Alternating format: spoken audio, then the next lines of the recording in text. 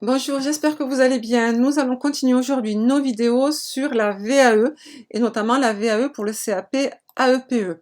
Donc, je vous avais dit la semaine dernière que vous pouviez effectivement passer le CAP par la VAE si vous pouviez justifier d'une année minimum d'expérience avec des enfants de 0,6 ans.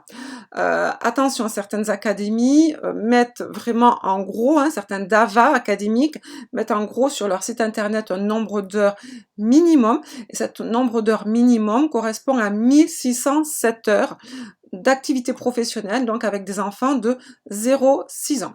À ce moment-là, effectivement, vous pouvez faire le choix de passer le CAP par la VAE. Petite parenthèse, si vous décidez de passer le CAP par la VAE, cette année, pourquoi pas, vous ne pouvez pas, par contre, vous inscrire en même temps au CAP. Ça sera soit l'un, soit l'autre. Vous ne pouvez pas faire les deux en même temps, c'est pas possible. Alors, une fois que vous avez pris cette décision de passer le CAP par la VAE, qu'est-ce qu'il faut faire? Il faut que vous alliez sur le site de votre DAVA académique. Donc, par exemple, vous êtes de Toulouse, vous allez sur Google et vous allez mettre DAVA Occitanie ou DAVA Toulouse, par exemple. Et là, vous allez accéder directement au site DAVA de votre académie. Là, vous allez rechercher la prochaine réunion d'information.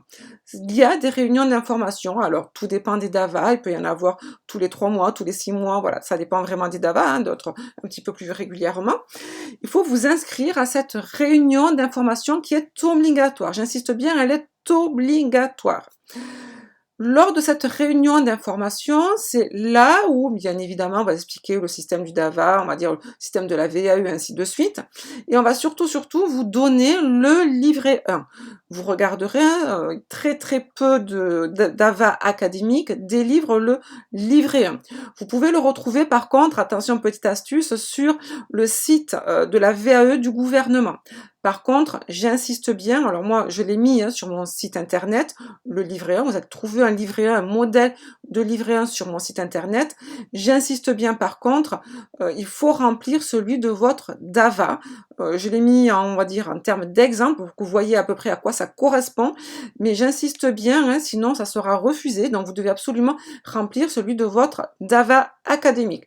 Attention, pas de panique, chaque, on va dire, livret 1 se ressemble, mais il peut y avoir des mises en forme, je parle bien de mise en forme différentes. Donc là, lors de la réunion, on va vous délivrer ce fameux livret 1.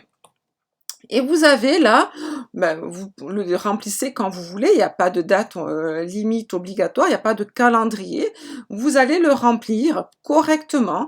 Alors, en principe, ce livret 1 correspond en plusieurs rubriques et divisé en plusieurs rubriques. C'est pour ça que si vous allez voir, par exemple, on va dire, le modèle que j'ai mis sur le site, vous comprendrez à peu près à quoi cela correspond. Ça peut vous aider effectivement, pourquoi pas, à prendre votre décision. Est-ce que vous voulez, oui ou non, faire le CAP AEPE par la VAE. Petite parenthèse encore, désolé, j'aime bien les petites parenthèses, il n'y a pas de DAVA propre, de livret 1, pardon, propre au CAP AEPE. C'est-à-dire que le livret 1 va correspondre, alors celui que j'ai mis sur mon site internet, attention, correspond uniquement pour les CAP, j'insiste bien, parce qu'il va y avoir des livrets 1 différents en fonction de certains diplômes ou en fonction de certains métiers. Donc là, par contre, pour les CAP, ça peut être n'importe quel, bien sûr, CAP éligible. Attention aussi, tous les CAP ne sont pas éligibles à la VAE, ça c'est très important, mais voilà, tous les CAP éligibles vont avoir le même livret 1, mais qui va dépendre, j'espère que vous l'avez bien compris, de chaque DAVA. Mais en tout cas, le fond va rester le même, ça sera juste la forme qui va changer. Alors, en termes de fond, en principe, qu'est-ce qu'on va avoir, on va dire, dans ce livret 1? Vous allez d'abord avoir la nature de la demande. Est-ce que c'est votre première demande? Est-ce que c'est un renouvellement? Est-ce que c'est une prolongation? Je vais vous expliquer après pourquoi. Vous avez après à voir la partie sur le certificat professionnel que vous envisagez. Donc, si vous passez le CAP AEPE, vous mettrez forcément CAP AEP. Vous allez avoir une partie état civil, situation du candidat. Alors là, c'est une partie relativement assez importante avec votre nom, votre date de naissance et ainsi de suite, nationalité aussi et ainsi de suite. Vous allez avoir votre niveau de formation ou les certificats obtenus, c'est-à-dire là vos diplômes que vous avez déjà obtenus. Vous allez avoir une partie sur l'expérience professionnelle. Alors ça, c'est vraiment la partie la plus importante, puisque je vous rappelle que vous allez passer une VAE en fonction de votre expérience professionnelle. Donc, attention, petite parenthèse à nouveau, vous n'êtes pas obligé d'avoir plusieurs expériences professionnelles. Vous pouvez avoir 10 expériences professionnelles, par exemple, sur plusieurs années, comme vous pouvez avoir une seule et même expérience professionnelle, c'est-à-dire un seul employeur, mais vraiment sur une année et à temps plein, c'est important. Autre petite parenthèse, pour le CAP AEPE, si vous connaissez le référentiel, vous êtes censé avoir une expérience avec les 0-3 ans et également une expérience avec les 3-6 ans.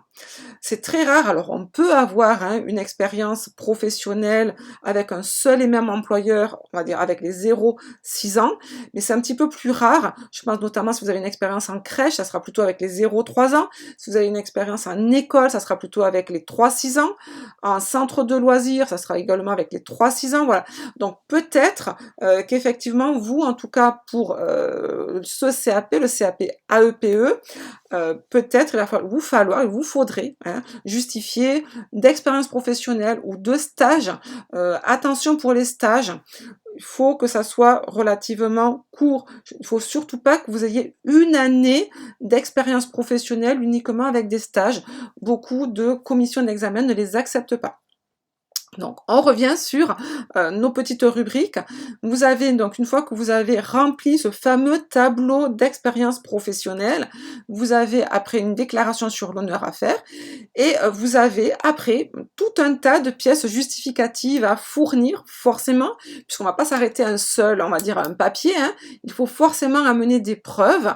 Alors, photocopie, bulletin de salaire, photocopie on va dire, attestation de votre employeur. Si vous n'êtes pas salarié, si vous avez une expérience en tant qu'indépendant, par exemple, déclaration URSSAF, déclaration fiscale, extrait CABIS, ainsi de suite.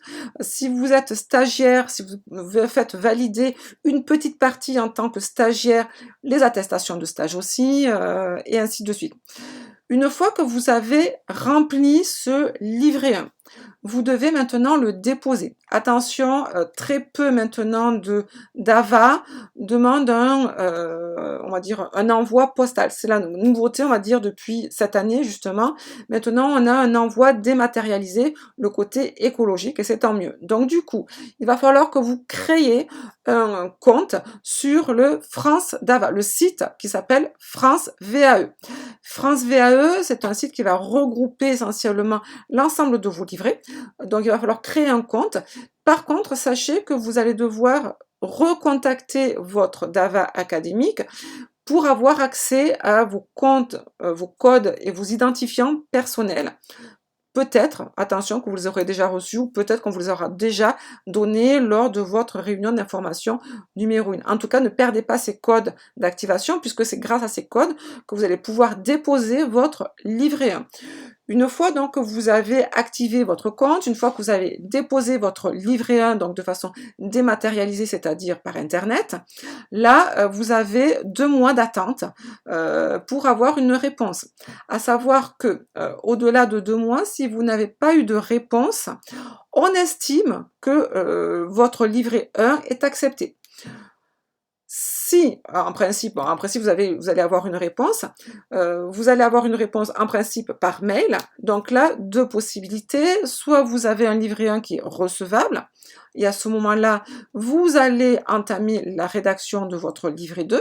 Et donc là, vous avez 3 ans pour le faire. 3 ans, marquez bien, 3 ans. Par contre, si vous avez un livret 1 qui n'est pas recevable, là, vous allez pouvoir justement le renouveler, renouveler votre demande, pourquoi pas à la session d'après. Si vous n'avez pas un livret 1 recevable, on va vous expliquer un petit peu pourquoi. Ça sera à vous peut-être de compléter votre expérience professionnelle par des stages, par un contrat, un CDD, pour voilà, hein, ça sera très souvent quand ils sont pas recevables, c'est qu'il manque une expérience professionnelle ou c'est que le candidat a pas bien lu le référentiel, ne connaît pas bien le référentiel. On en voit beaucoup des candidats qui ont mal lu le référentiel. Donc je vous ai mis aussi hein, le référentiel sur la page du livret 1 de la VAE pour que vraiment vous compreniez ce qu'on attend, de ne pas, on va dire, vous lancer dans la VAE et de que ça soit un échec, parce que je reconnais que c'est traumatisant. Donc voilà, bien partir, on va dire, à bloc, et surtout sûr de soi.